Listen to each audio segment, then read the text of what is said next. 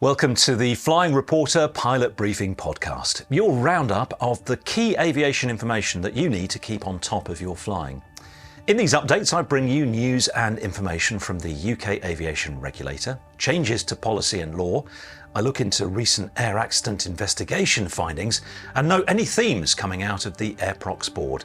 I do the hard work so you don't have to. And crucially, my aim is to not just tell you what's changed, but also to help you understand those changes. So let's get stuck in.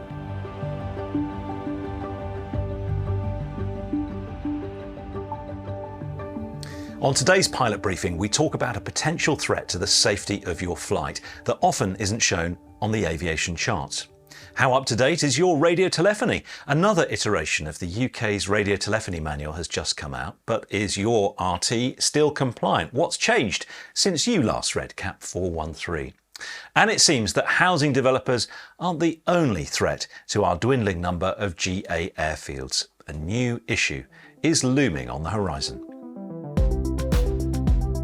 Hello, I'm John Hunt and welcome to the podcast. And for those of you watching this on video, the pilot briefing is now in its new home on the Flying Reporter Pilot Briefing Room channel.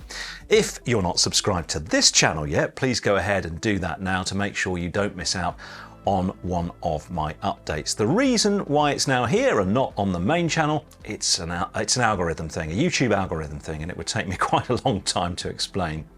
And don't forget that the Flying Reporter Pilot Briefing podcast is available actually as a podcast. You can even ask your smart speaker to play it. Just say, play the Flying Reporter podcast and up it will come. It's available on all the usual podcasting platforms. So if you're away from home or you're driving and you want something to listen to and to keep up to date with, tune into the podcast on Spotify or Apple or whatever it is that you listen to your podcasts on. The Flying Reporter Pilot Briefing podcast is brought to you in association with Astral Aviation Consulting, your trusted source of general aviation safety resources. The podcast is also sponsored by the Business Clubhouse, the business coach that helps you to build the business and lifestyle that you want.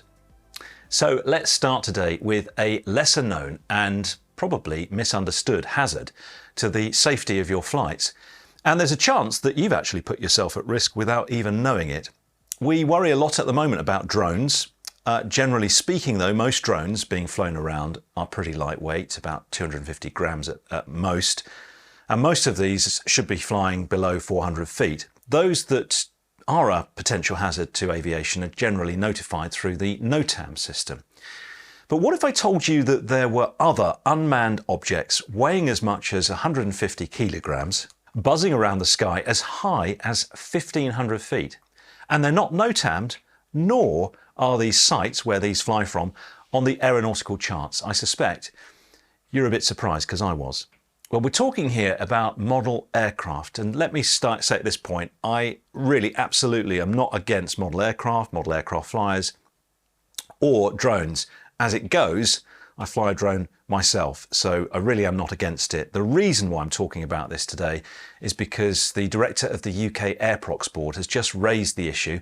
Their comments follow an AirProx, or a near miss, between a model aeroplane and a formation of red and white Hawk jets at a height of around 1,000 feet in Leicestershire last summer. A formation of red and white Hawk jets, I wonder what they could be. I can't possibly say. The AirProx board didn't say, but I think we can possibly guess who that was. Now, the model aircraft pilot was flying their model jet at a fly-in held at the British Model Flying Association's National Centre at Buckminster in June 2023.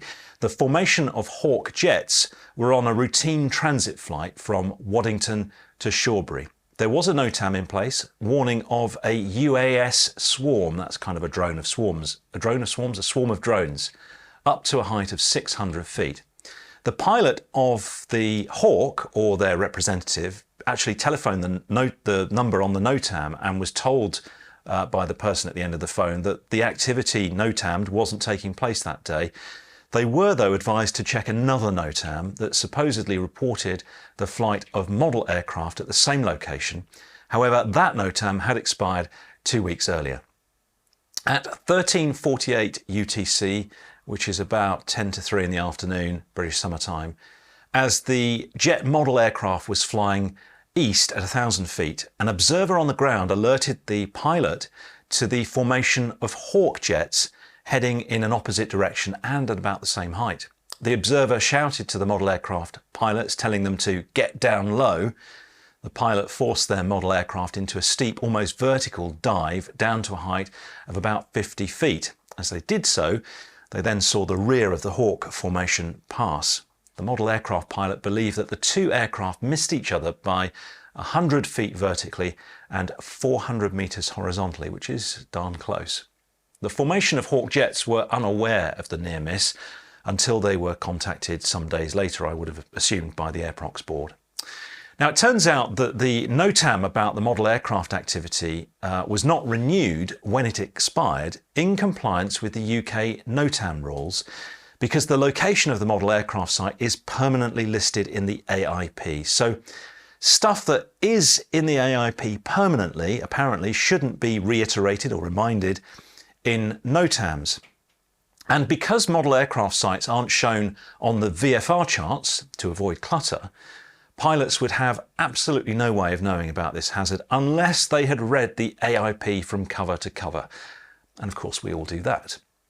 According to the director of the Airprox board, there are actually 23 model aircraft sites in the UK where model aircraft weighing up to 25 kilograms are authorised for flight above 400 feet. There are other sites where flights of 150 kilogram model aircraft are approved up to a height of 1,500 feet. Not that the weight or type of the aircraft are published anywhere, it seems. So the Airprox board has recommended that the weight and size information be added to the AIP listings, and that these sites are included on the military VFR charts and on the military radar screens. But there are no recommendations currently about including the sites on the charts that you and I use. So for us, I don't quite know how to go forward with this information. There's a good chance, I'd say, that I've probably overflown one of these sites myself and not known about it. And I know my way around the UK AIP, but I've never really drilled down into this sort of detail before unless I'm looking for something specific. I suppose if you were worried about this issue and you routinely flew between below 1,500 feet, you could go and find that list in the AIP. It's in the en route section 5.5, and you could mark those sites on your chart manually. It wouldn't be too difficult, I suppose, to mark a custom waypoint on Skydemon 2 if you wanted to. One thing I think that is heartening about this, though, is that the model flyers in this case were keeping a really good lookout and listen out for regular sized aircraft, and as soon as the Hawks were spotted and heard, they took immediate avoiding action. And I think that's one thing that I take away from this. How would I approach this in future? Well, I think, I'm not going to be able to see and avoid a small drone or a small model aircraft, maybe even one of these 150 kilogram ones I might not see. But I sort of take faith in the fact that these modelers are looking out for us, and actually that makes sense. If you want to read the full Airprox report from this incident, it's Airprox number 2023-116, 2023-116. Coming up next, are you up to date with the latest radio telephony phrases? First though, the Pilot Briefing podcast is sponsored by the Business Clubhouse. The Business Clubhouse is more than just a business coach. It exists to help you build the business and lifestyle that you want. If it's more money you want, they'll help you with that. If it's working fewer hours, they'll come up with a strategy for you. Or if you want your business to be less stressful, they'll do whatever it takes to help you succeed. Since leaving my full-time job at the BBC, the Business Clubhouse has been helping me to get the right work-life balance and to make what I do here on YouTube a business success. If you're looking for growth or change in your business, check out the Business Clubhouse today. So radio telephony, and the latest iteration of the UK radio telephony manual was published in the last couple of weeks. Strangely, it was withdrawn again within days by the CAA, and who knows what's going on. I have written to them and asked them what's going on and are they going to republish it. I haven't heard back from them at the point of recording this. I presume they found an error in the document after publishing it. But I suspect it will be back on their website before long. If you haven't read CAP 413 for a while, when it comes back out, it probably is a good idea to go and have a look at it, because the compliant radio telephony phrases that you were taught when you got your license all those years ago have probably changed. In my case, they definitely have changed. The contents of the initial call are a bit different from when I learned to fly, and how we respond to traffic information is a little different as well. I was able to take a look at the latest edition before the CAA pulled it. It isn't vastly different. The changes won't affect everyone. When I say it isn't different from the last edition, which came out about 3 years ago. It is a bit different from the ones before that. But I think it is a good idea to get across the changes. The changes include the naming of PBN approaches and the radio telephony to be used for instrument approaches at airfields with an air-ground communication service. There are also new phrases controllers and FISOs will use if they have one of those flight information traffic displays in the tower. There are new codes and condition reports that are now used in ATIS broadcasts to describe the runway condition. And there are some rules on what to say and do in radio mandatory zones. Despite our best intentions, many of us are perhaps guilty of sometimes using the old phrases that are now out of date, or perhaps, dare I say it, falling into traps or bad habits, using incorrect phrases like copied the weather, or looking for traffic, or keeping a good lookout. Maybe even land my discretion, which is one of my bugbears. They're all no-nos. So here are the phrases you should be using instead. If you've been given traffic information, so for example, Golf India Victor traffic 12 o'clock, same altitude, opposite direction, the correct response is either Golf India Victor, no, traffic, I better get it right and I'm going to get crucified. Traffic in sight, Golf India Victor, or traffic not sighted, Golf India Victor. If you're past weather, maybe you've asked for a report on, I don't know, the 2K's weather, and it comes through, the correct response is Roger, Golf India Victor. Or if, of course, they've told you a Q&H, I think you've got to read that back, haven't you? At an aerodrome with a flight information service, when told to land or take off at your discretion, the correct reply would be Roger, landing runway 06, Golf India Victor. Or taking off, runway 06, Golf India Victor. Don't say land my discretion, Golf India Victor. I cringe every time I hear it. And do remember that there are items that are mandatory for you to read back.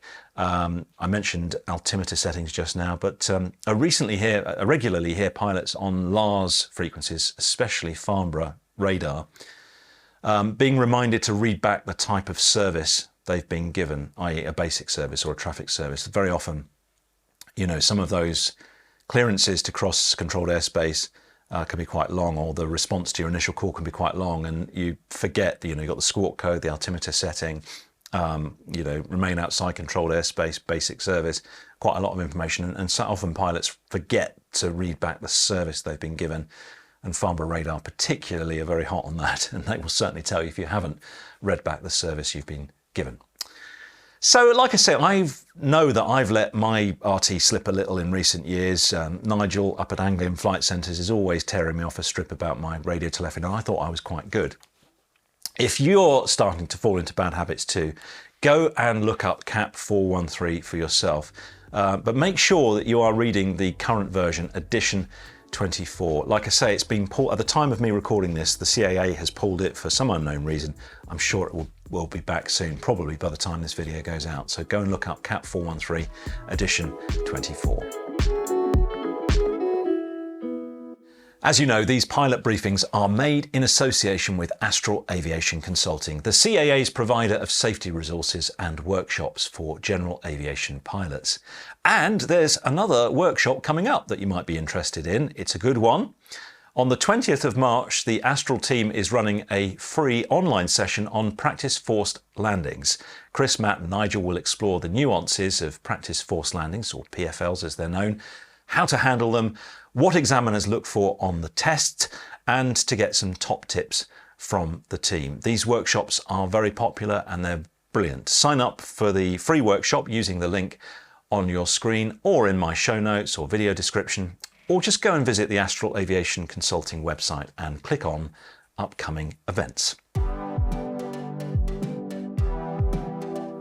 Finally for today, we talk once again about threats to aerodromes, and the General Aviation Awareness Council says that the threat of housing developments isn't the only concern. The GAAC says it's representing a large number of airfields that are potentially affected by a planned new electricity pylon route between John O'Groats in Scotland to Tilbury on the Thames, east of London. Now, the National Grid is planning several new cable routes as part of the government's plan to achieve net zero emissions by 2050, and thus a boost to energy generation from offshore wind farms. The problem is that the existing electricity grid apparently lacks the capacity to transmit this renewable energy across the country to the places where it's needed. Several airfields in Scotland, East Anglia and Northumbria have apparently expressed concern about the proximity of the new cables and pylons to existing runways and airfield circuits. The issue has been on the cards for some time, I know, but according to the GAAC, the National Grid will soon submit its formal development consent order application for East Anglia. I think that's coming up in December this year. And it's got a plan for the North Humber to High Marnham leg. That comes out in 2026. The GAAC says it stands ready to support airfields when the plans are finally submitted. And if you know that this route passes by any airfields near you, let the airfield know, and also ask the GAAC for advice. Well, that completes this edition of the Pilot Briefing podcast. These briefings are available advert-free, by the way, to my Supporters Club members. Members of the club also get a monthly written briefing of regulation changes and news from me. Actually, they also include other things that I've spotted that I put in the briefings and haven't been able to put on the video here for time. They also get an enhanced discount now of up to 20% off qualifying purchases at Pooley's flight equipment. Remember, as a regular viewer to the channel and the podcast listener, you can get up to 5% off qualifying purchases at Pooley's. You just use my discount code TFR and that discount will click in if it's an eligible purchase. Like I say, Supporters Club members can now get up to 20% off, so that's a really good perk. Supporters also get access to a range of bonus and behind-the-scenes content. Go and browse what's available now over on the Flying Reporter website. I often get asked, haven't you done a video on this, or could you not do a video on that? Chances are I've already done it, and it's over on the Supporters Club channel. I'm also on Patreon as well, so you can go over to my Patreon page and join up there. Right, thank you for watching. Please like, subscribe, follow, whatever it is you need to do to make sure that you don't miss the next episode. Until I see you or hear you or speak to you next time, fly safely, my friends. Bye for now.